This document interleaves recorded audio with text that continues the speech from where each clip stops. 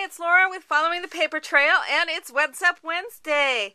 So today I have some fun ideas for making some mini books using stuff that you may normally just throw away. These are from Tim Holtz, the Adage tickets. This is the packaging, and the journaling tickets. And when I finish up a package of these, I've been hanging on to these because I'm going, there's got to be something that you can do with these. And I'm going, oh, wait, these can be turned into some mini books using this as the binding with this cute spiral binding that's on here. So I've been hanging on to these. I love Tim Holtz products. In fact, I'm saving my pennies, my nickels, my dimes, my quarters, my dollars. Have you seen all the new stuff that is coming out? This is my first time of having stuff coming out with CHA. I'm very familiar with Quilt Market. I've had a booth at Quilt Market a couple times now, selling patterns and stuff. So I been on the other side of that kind of thing. But oh my goodness, all the new stuff coming out. Oh, my head's about to explode. I have so many ideas with some of his new stuff that's coming out. Oh my God. I want his job. I want his job. I want to do what he does. But anyway, regardless, I love his products.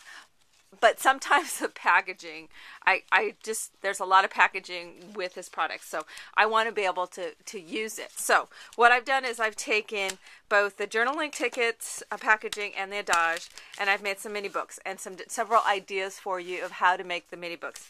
This one, I used the journaling tickets, and I used a DCWV 4.5 by 6.5 inch stack, and I just took the papers as they were, and this is from their Once Upon a Time stack. It doesn't have as much of the storybook stuff in it, but it's just got some really pretty papers. And what I've done is I've cut the cover down to the 6.5, and that's from just close to the spiral binding, as you can see on here. I put it close to that spiral binding. The colors of the thing, kind of coordinates with almost anything. But so I measure from there to the 6.5, and then I cut off the cardboard, but left the cardboard or the chipboard or whatever it is inside, sandwiched between two pieces of paper. So there's a piece of paper on this side and another piece on that side, and it gives some body. For the pages, these are double thickness of the paper because they are one-sided papers. And what I've done is I've just these little flaps that stick out. And on the journaling ticket books, there are 6 flaps. So I have 6 pages. And so I've just sandwiched this flap in between 2 sheets of the paper. So the paper just goes, again, close to the spiral binding. And then it has a different sheet where I lined up the edges, and it again goes close to the spiral binding. So this one has 6 sheets. I haven't done any of the embellishment, obviously, on here yet, and I will do that, and I'll show this to you when I've done that. And then on the back, I've sandwiched it in between.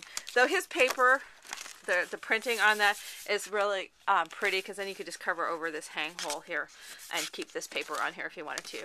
And it depends on, the look you're going for as to whether, the back or the cover. And I tried to figure out how to use this window, but it's not in a good spot. So I just covered over it. So that's what I use doing.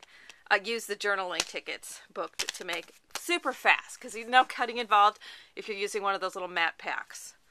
The second one, the second and the third one uses the Adage tickets. Now the Adage tickets has I think there's 10 little flaps in here. So you have to decide how many pages you want in there. I decided 6 was a good number for the mini books. And also you don't want to get too thick because of this spiral binding. So you end up pulling 4 of these. You just pull them out, just tear them out, just like it's a spiral notebook. And then what I've got on this one is kind of on a takeoff of what I did last week, is I have using envelopes. And these little envelopes, like this, these are size A1. It is a standard envelope size. It is the smaller size, and they are 3 5/8 by 5 1/8 US sizes. So in a similar fashion, I just made this a 3-inch flap versus the little skinny one that's on here, and then covered this over. Can put tags in there again, like I did on the journaling one. I just covered over the cover trimmed it down to the size I wanted. I have this being 5 inches wide. So, and then just did this. You can add little tabs, that sort of thing onto it. So, well, let me just flip through. I don't have any tags or photo mats inside the envelopes yet. But you can do photos or journaling on each side of the flap by extending the flap and making it longer. And then what I've done here, so I've left this last one. So you can see how I have attached the envelope to the main part of the envelope. I've attached that little flange, or the part that's left still in the book. I've attached that to the envelope. I've then cut a 5-inch wide by 4.5, and I've done a 3-inch score line at that 3-inch. Let me fold that real quick. So, and then the short end again is going to go down inside the envelope, similar to that one that I did last week. Now, what I do is I fold that over, put adhesive on here, stick this down, and I do not attach this inside section inside there, so it has a little bit of movement room. If you attached it on both sides of that fold, when you try to fold it, it tends to not really want to. So by not attaching it inside there, it's not going to affect how it works in terms of being able to put tags in and out, but it will help how it folds. I then also have a 5x3 piece that's going to get attached right here, and you'd have to adjust that according to whatever your envelopes is. Just was the size that worked for my envelopes. Then on this top side, another 5x3 that's going to get attached there, and then on the back side I have a 5x3.5 that's going to get attached to the back side of the envelope. On this back cover, because these envelopes were a little wider than this, the back cover of the Adage tickets, I've cut my covers. They're the length they need to be, but they're a little bit wider, so that then the paper, then, as you can see, it just sandwiches in between, and that's how that book is going to end up looking. You know, I wouldn't probably want to go much thicker than that. Sure wouldn't want to do all 10 pages.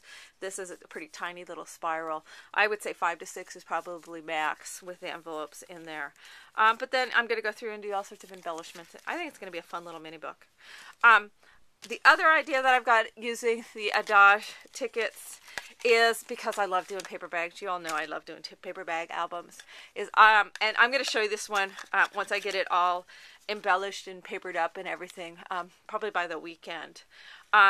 Here with this, I didn't cut down the cover on this one at all, but what I've done is gone through and attached the little mini Celebrate paper bags that you can get at Michael's. I'm still trying to find a good source of these. And what I might do is, if I end up finding them and you have to order them in like 500, I will probably go ahead and order the 500 and just have them available that you can purchase them in smaller quantities for me. But anyway, I've taken, just like the standard way I do a paper bag, use some adhesive, stick down the bottom of the bag, fold it back, you know, and then I attach this little flange thing to the bag itself. And so I've put in, so that instead of them being back to back, it goes a little flap, the bag, you know. So I've got 6 bags in here. So again, decide on how many you want to do. 5 to 6 would probably be about right. I have then also scored on my cover about 5/8 of an inch from the spiral binding, because it was so thick. So you can see, whoops, so you can see how it'll kind of go around the bags. And then I came in, I think it was about 1.5 inches off of the end, and scored those to fold those down, because that is how it's going to, I'm going to have magnets, and I'll just close those 2 flaps together.